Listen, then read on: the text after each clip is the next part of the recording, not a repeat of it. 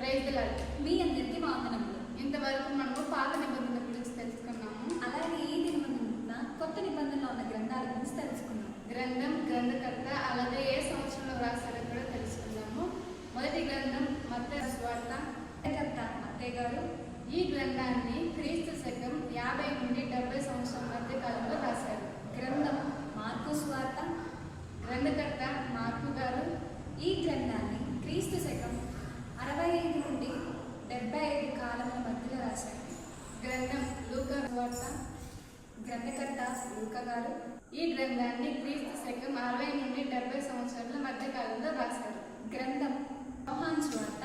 గ్రంథకర్త యోహాన్ గారు. ఈ గ్రంథాన్ని క్రీస్తు శకం 85 నుండి 95 సంవత్సరముల మధ్య కాలంలో రాశారు.